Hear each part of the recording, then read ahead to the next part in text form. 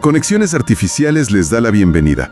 Continuamos con nuestra exploración de Visiones Virgins, las visiones de la doncella. Así es. Y para la sesión de hoy, tenemos una misión que verdaderamente pone sobre la mesa temas que, pues, nos vuelan la cabeza. Totalmente. Vamos a desmenuzar un conjunto de textos históricos, principalmente las crónicas y las actas de los juicios de una de las figuras más documentadas y, digamos, misteriosas de la Edad Media. Sí, una figura fascinante. Hablamos, por supuesto, de Juana de Arco, a la que estos textos originales llaman sencillamente la doncella. Exacto, la doncella. Pero a ver, no vamos a quedarnos en la típica clase de historia de preparatoria.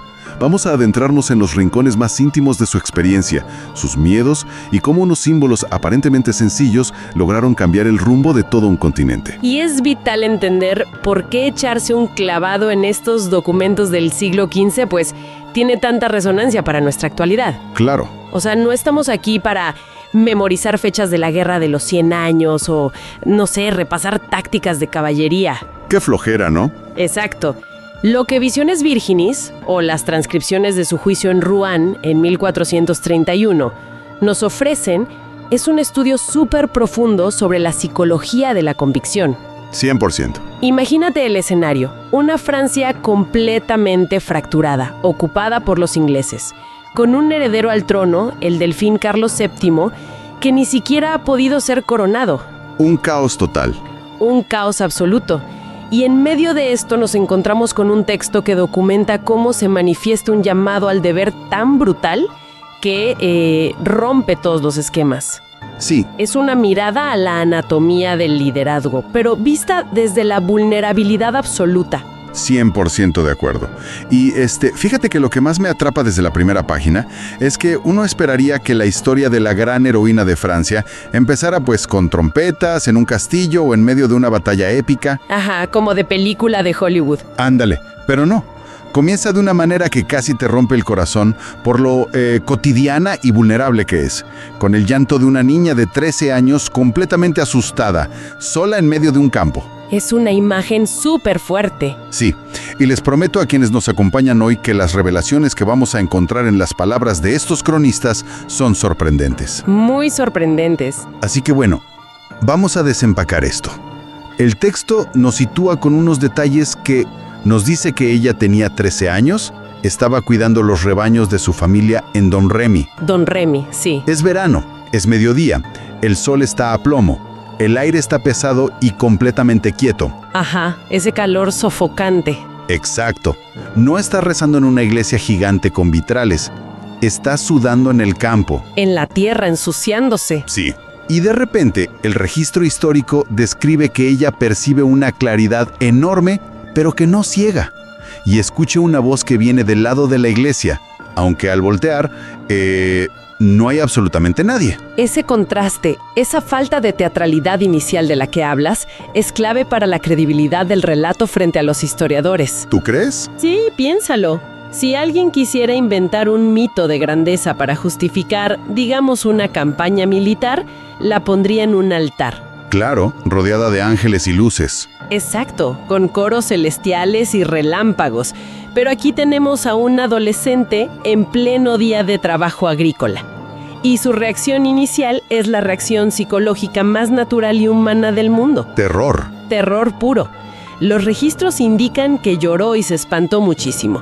De hecho, su primer instinto, y esto me parece fascinante, fue pensar que era una broma pesada. ¿Ah, sí? Sí, un engaño de los muchachos de su propia aldea. Es que tiene todo el sentido del mundo. Totalmente. Pero entonces la voz la llama por su nombre. Y el narrador histórico detalla que la voz tenía una mezcla de dulzura y gravedad tan particular que el miedo físico se transformó en un temblor distinto. ¡Qué intenso! Es ese instante que te pone la piel de gallina, donde ella comprende que su niñez se acabó de tajo. A ver, pausa ahí. Yo leo esto y me imagino que la voz llegó diciéndole: Juana, toma una espada, salva a Francia, expulsa a los ingleses. Sería lo lógico pensar eso. Pues sí, pero ahí te va un dato que me voló la cabeza revisando las fuentes. No fue así. No, para nada. Las voces no le pidieron que fuera a la guerra al principio. Empezaron pidiéndole lo que el texto llama cosas pequeñas. Cosas de todos los días. Exacto. Le decían que fuera buena hija, que frecuentara la iglesia, que huyera del pecado. O sea, eran consejos casi de abuela, cosas súper cotidianas. ¿Por qué empezar así si la meta era salvar un país entero? Lo fascinante aquí es cómo esta progresión construye una credibilidad enorme y nos muestra una especie de pedagogía divina o psicológica, si quieres verlo así. Pedagogía divina, me gusta el término. Es que las voces no imponen una misión suicida a una mente infantil de la noche a la mañana. Claro, la hubieran vuelto loca. La hubieran quebrado por completo. Las figuras que las actas mencionan que ella empieza a identificar, San Miguel, Santa Catalina, Santa Margarita, no actúan como generales militares al principio, actúan como anclas emocionales. O sea, como guías. Exacto. El texto señala que San Miguel tenía una nobleza tal que al estar en su presencia, a la doncella el corazón se le ensanchaba para hacer obras grandes. Qué bonita frase. Es preciosa. Le estaban preparando, estirando su capacidad emocional poco a poco, consolándola en sus dudas para que su psique pudiera soportar el peso monumental de lo que vendría años después. Y vaya que había dudas, porque bueno, hay un mito generalizado de que ella era una guerrera fanática buscando sangre y gloria por todos lados. Un estereotipo muy común. Sí, pero los textos originales nos dicen todo lo contrario. La doncella no quería esto. Para nada. Lloraba desconsoladamente, rogaba que le quitaran esas visiones. El documento es clarísimo. Ella quería quedarse en la vida escondida de su aldea, hilar lana junto a su madre. Una vida normal. Una vida normal, sí. No estaba buscando hacer ruido ni convertirse en una leyenda militar. Y ese detalle cambia toda la perspectiva sobre la verdadera naturaleza de su obediencia. Sí. El autor de estas crónicas remarca que no hubo un gramo de ambición adolescente. Fue una obediencia dolorosa, construida a base de noches sin dormir y, pues, crisis de ansiedad medievales, por llamarlo de alguna manera. Crisis de ansiedad medievales, está cañón eso. Es que imagínate la presión. Ella termina cediendo por pura empatía. Las voces le hablan de la gran lástima que había en el reino de Francia. Refiriéndose a la guerra. A la miseria, a la guerra, a los saqueos, todo. Y le insisten en que ella, una campesina analfabeta, debe llevar al delfín Carlos a la ciudad de Reims para ser ungido y coronado legítimamente. ¿Es una locura? Es el peso aplastante de la responsabilidad social lo que doblega su resistencia, no el ego. Está cañón pensar en esa carga. Y esa misma obediencia casi suicida que mencionas fue exactamente lo que le puso una diana gigante en la espalda. Por supuesto. Porque claro, imagínate llegar a la corte de Francia en medio de una guerra sangrienta y decirle a los nobles, oigan, Dios me mandó a liderar el ejército. Te tiran a loca de inmediato. Obviamente, la reacción de las instituciones no fue darle un abrazo y las llaves de la armería. La iban a someter a un escrutinio brutal. Un escrutinio implacable. Buscando el más mínimo error. Los inquisidores, estos doctores en teología y leyes, la acosaban con lo que el texto llama menudencias en interrogatorios exhaustivos.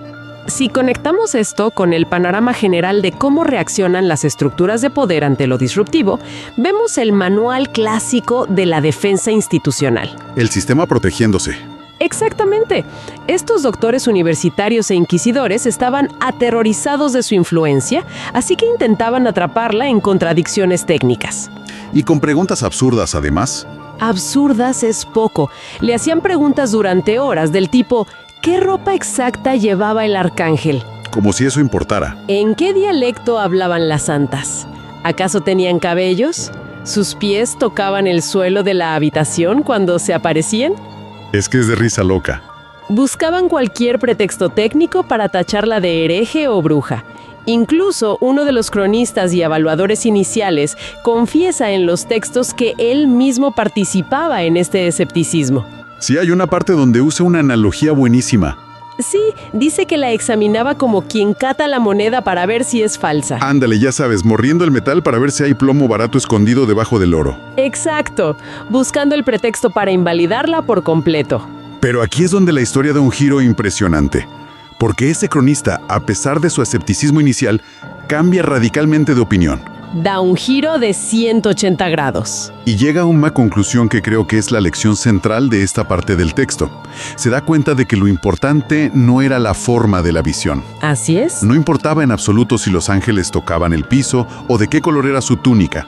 Lo que importaba, dice textualmente, era el fruto. Totalmente. Y el texto detalla con mucha precisión cuál era ese fruto. Tras estas experiencias, la doncella mostraba una coherencia de vida impecable. Se notaba en sus acciones. Sí, rezaba, se confesaba, pero sobre todo exhibía una obstinación inquebrantable frente a las amenazas más aterradoras. Y vaya amenazas. El narrador plantea un argumento basado en la pura lógica humana. Si esto fuera un fraude, una invención para llamar la atención o un delirio pasajero, el simple y puro terror a las mazmorras y a los instrumentos de tortura de la Inquisición la habría hecho retractarse. Llorando en el minuto 1. Además, claro, nadie, y menos una joven sin protección política real, sostiene una mentira inútil cuando la amenaza de la hoguera es inminente y completamente real. y para ilustrar esa terquedad, el texto nos regala una de las metáforas más oscuras y poderosas que he leído en mucho tiempo. Es una joya de metáfora. Hablando de cómo ella seguía respondiendo sí a las órdenes de sus voces a pesar de las amenazas de muerte, el autor dice que lo hacía, y cito, como quien camina cargando leña hacia un fuego que no ve, y que sin embargo presiente que será el suyo. ¡Qué imagen tan brutal! Está brutal. Es decir, ella sabía perfectamente que su misión la estaba llevando directamente a su propia destrucción. Estaba acarreando la madera para su propia ejecución, y aún así, no detuvo el paso. A mí, honestamente, me hiela la sangre pensar en ese nivel de convicción. Es una imagen que captura perfectamente lo que los observadores de la época sentían al verla. Refleja una integridad que no cuadraba con la idea de un engaño político. ¿Rompía todos sus esquemas? ¡Exacto! Esa es la verdadera resolución de su escrutinio. Los que tenían buena fe dejaron de mirar las menudencias técnicas de las apariciones y empezaron a sobrecogerse por la inmensa firmeza de su carácter. ¡Qué fuerte! Y es precisamente esa misma fuerza interna la que marca el siguiente gran paso narrativo. Tiene que abandonar lo familiar. Dejar su casa. Sí, el texto menciona poéticamente que deja atrás el árbol de las hadas y la fuente, los lugares de su infancia en Domremy, para meterse de lleno en el fango, la sangre y el ruido ensordecedor de los campamentos militares. Y aquí entramos a un terreno súper interesante, porque pasamos del mundo espiritual a la crudeza de la guerra. Un contraste gigantesco. Sí, y en esta transición hacia la campaña militar de Carlos VII, ocurre el famoso episodio en la ciudad de Tours. Ella necesita un arma, pero no acepta cualquiera. ¿No? Manda unos soldados a la iglesia de Santa Caterine de Fierbo y les dice, vayan detrás del altar, caben, y van a encontrar una espada enterrada cubierta de óxido con 5 cruces grabadas. Muy específica. Los tipos van, seguramente pensando que está loca, excavan y efectivamente encuentran la espada exacta. ¿Tal cual ella la describió?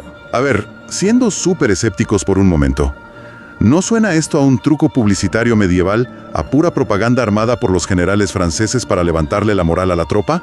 Es una duda súper válida y los historiadores modernos lo han debatido exhaustivamente. Es que suena demasiado perfecto. Podría parecer el montaje de relaciones públicas perfecto del siglo XV, sin duda. Ajá. Sin embargo, lo que convence a los cronistas de la época de la pureza del evento no es el hallazgo en sí, sino la reacción humana alrededor del objeto, especialmente la de la propia Juana. ¿Cómo reaccionó ella? Bueno, cuando los armeros limpian la espada, cuentan que el óxido cayó casi sin esfuerzo, como si el hierro aguardase desde antiguo ser despertado. Órale. De inmediato, la maquinaria de los mitos se echó a andar. Los soldados y la gente empezaron a decir que era un arma divina, que había caído del cielo, o que era la mismísima espada de Carlos Martel. Claro, querían hacerla mítica. Buscaban hacerla un objeto de culto. Pero ella no se sube a ese tren, ¿verdad? Exacto. Ella demuestra una humildad que descoloca a todos. Apenas habla de cómo supo que estaba ahí. Simplemente pide que le hagan una funda de cuero digna. Nada de presumirla. Nana, el narrador observa finamente que ella no paseaba la espada por los campamentos como un trofeo arrogante, sino que la cargaba casi con reverencia y temor. ¿Como un encargo divino? Sí, cuya fuente no se atreve a mirar de frente. De hecho, los registros de su juicio confirman que ella nunca mató a nadie con esa espada. ¿En serio? ¿Nunca la usó en combate? No para matar. La usaba principalmente para dirigir a la tropa o ahuyentar a las prostitutas de los campamentos militares, golpeándolas de plano con la hoja para no cortarlas. Entonces, ¿qué significa todo esto? Tenemos a un adolescente liderando un ejército rudo y desesperado que encuentra un arma legendaria pero se niega a usarla para presumir o matar. Es un simbolismo muy profundo. Y eso conecta perfecto con otro dato increíble de las fuentes.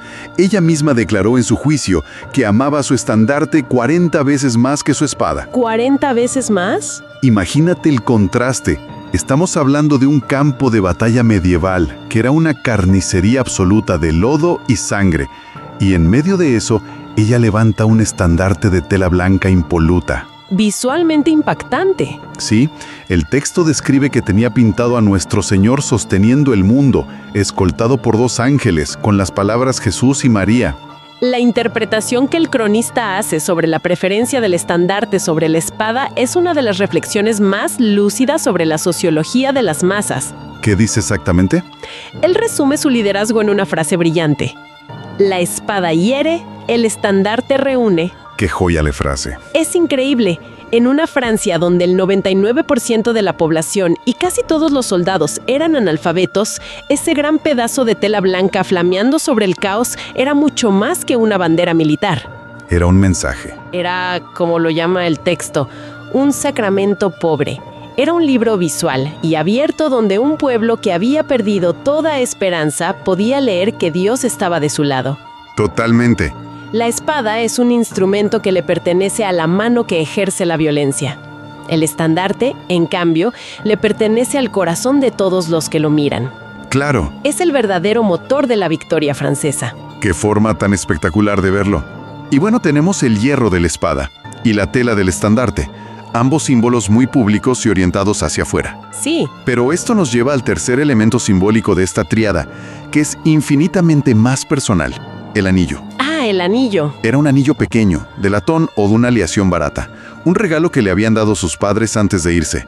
También tenía grabadas las palabras Jesús y María y unas cruces. Algo súper sencillo. Pero de nuevo la Inquisición, en su afán de encontrar lo peor, se ensañó con este objeto. No podían tolerar que fuera un simple recuerdo familiar. Siempre buscando 3 pies al gato. Exacto.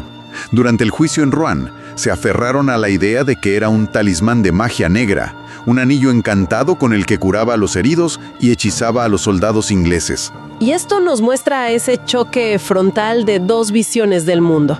Por un lado, tienes la visión completamente paranoica de unos jueces institucionales que están aterrados de perder el control. Su peor pesadilla. Para ellos, era incomprensible que una campesina derrotara a los ejércitos ingleses, así que tenían que racionalizarlo a través de la brujería. Porque si no, su mundo se venía abajo. Exactamente.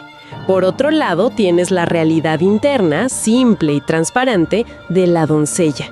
Durante los interrogatorios, ella se defendía diciendo que nunca curó a nadie con el anillo. Era solo un anillo. Lo usaba como cualquier persona de su tiempo llevaría un rosario o una reliquia. Era un amparo personal. Un recuerdo de casa. Era su pequeña ancla emocional que, en medio de las batallas, los reyes y la sangre, le recordaba que seguía siendo la hija de unos campesinos de Dombremy. Y cuando alejas un poco la cámara y ves estos 3 elementos juntos, la imagen que se forma es potentísima. El hierro, la tela y el metal pobre. Es una síntesis de signos que deja al narrador histórico absolutamente maravillado. Sí. Él mismo hace el ejercicio de unir esta tríada y dice que alrededor de la doncella se traza un círculo perfecto. A ver, cuéntame más de ese círculo. Tienes la espada de hierro oxidado y duro, rescatada de la oscuridad de la tierra. Tienes el estandarte, de tela blanca y ligera, elevado a la vista de multitudes bajo el sol. Ajá. Y tienes el anillo, de metal barato, escondido en la intimidad de su mano. Hierro, tela y metal, objetos completamente diferentes, pero todos unificados y resonando con una misma invocación: los nombres de Jesús y María. Es poesía pura. El cronista confiesa que ante tal acumulación de símbolos en una sola vida tan corta, su alma vacila. No me extraña. Se debate entre la admiración absoluta por esta coherencia y el temor natural ante lo que sobrepasa la lógica humana. ¿Qué viaje tan intenso acabamos de hacer a través de estos textos? Si hacemos un recuento rápido de esta exploración, atestiguamos una transformación radical. Completamente.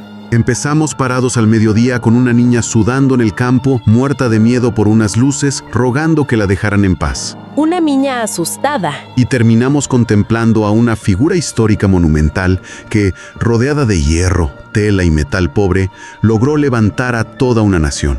Y cambiar la historia. Alguien que, sabiendo el final trágico que le esperaba, caminó hacia su destino movida por una coherencia inquebrantable. Esto plantea una pregunta importante, no solo sobre la Edad Media, sino sobre cómo nosotros procesamos la información que rompe con nuestros paradigmas. Es muy cierto. El estudio de estos juicios nos deja una lección clarísima sobre los sesgos.